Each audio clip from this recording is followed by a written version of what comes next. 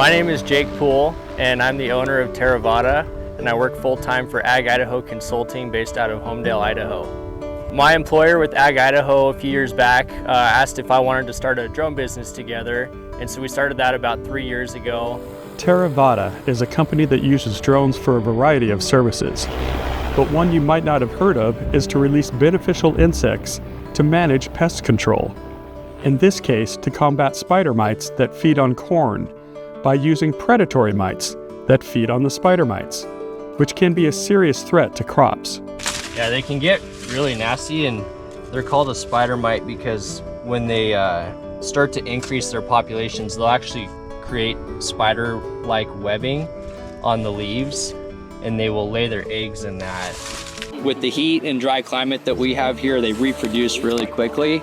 So they can go from adult to an egg back to an adult within a week.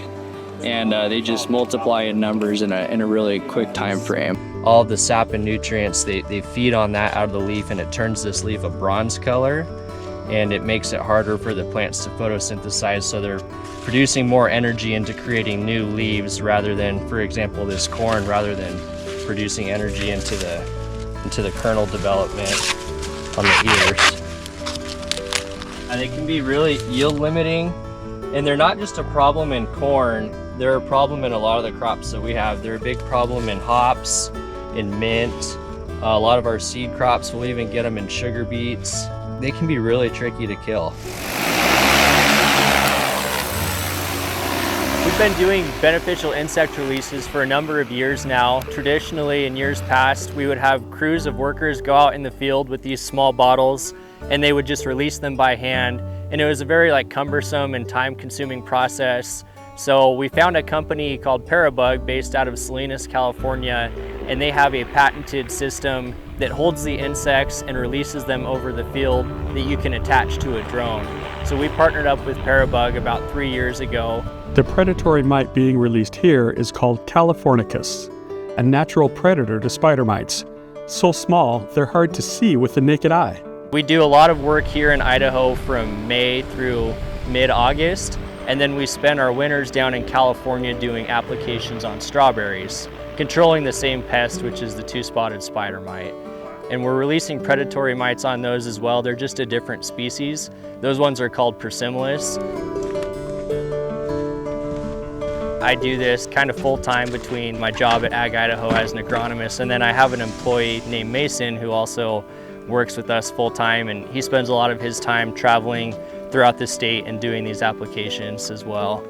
So typically the spider mites, they like to spread with the dust and with the wind. So if you're near a gravel road or a dusty road that gets a lot of traffic, typically your mite pressure will start on that area and work in from the edges of the field in towards the center. So we have some growers in fields that we only do half of the field, like the outer 50%. So that's what we did on this one. I went through, I mapped out the field, and then I just set boundary points around the center to where we could only apply that outer 50% of the field and get a heavier concentration of those predator mites over on the outside perimeter where those spider mites typically start to show up.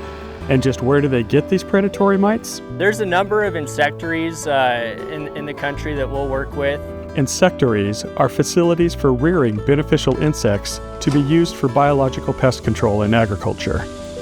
They're shipped in a carrier material that gives them a temporary habitat during transit. So most of the insectaries, they'll pack their insects with cold packs in the packaging. And then fortunately for us, we have a facility, a cold storage facility that runs year round.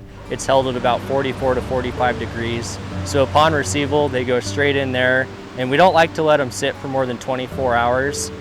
Typically they can last in there 5 to 6 days, but we like to get them released as soon as possible. Many of the insectaries are here in the United States, but some are shipped from much farther away. Some of our predatory mites that we use to control the two-spotted spider mites come out of Israel. So they made a long journey to get here? They did, yeah. Typically when we're doing those predator mites, we'll be doing 10 acres per load. And that's just about enough time to where you have 20 to 30% battery life on your drone, so you've got plenty of time to come back and land. In a day, if the fields are all relatively close to each other, you can do about 200 to 300 acres per drone. And I have a handful of these Agris T10s that we use and a couple pilots, so we're able to tackle quite a few acres in a day. Another thing that we'll do in the hops is if it gets really hot out, like 90, 95 degrees, we'll pause our operations until night, until the sun comes down and it starts to cool off. And that way we're not shocking these insects from going from a relatively cool temperature to extreme heat. So it kind of gives them some more time to acclimate, to scurry under the leaves and kind of find some habitat and just be ready for when that sun comes out the next day. So we do a lot of nighttime applications as well. They feed on all stages of the spider mites, from eggs to adults. Theravada also releases other kinds of predatory insects for a variety of pests. I look at the beneficial insect release as just another tool in your tool belt. I think that there's always going to be a need for pesticide usage, but what this does is a lot of times we see some of these spider mites develop a resistance to the miticides that we use often, and so this is just another tool that we can come in early when we start to have a pest presence, early season, and we'll come in and release these. And we try to make them really affordable, comparable to the same cost of like a miticide that would be applied. Taking off. A lot of people still don't know about it, so I enjoy educating the general public, whether it's farmers or not. I just kind of like talking about what I do. You know, we're out releasing insects, and a common question is, oh, what do we do when they run out of a food source? And I mean, the answer is a lot of these species are native to our area, so we're not inducing a non-native species. And if they don't have a food source, they're just not going to generate anymore, and they'll eventually die off.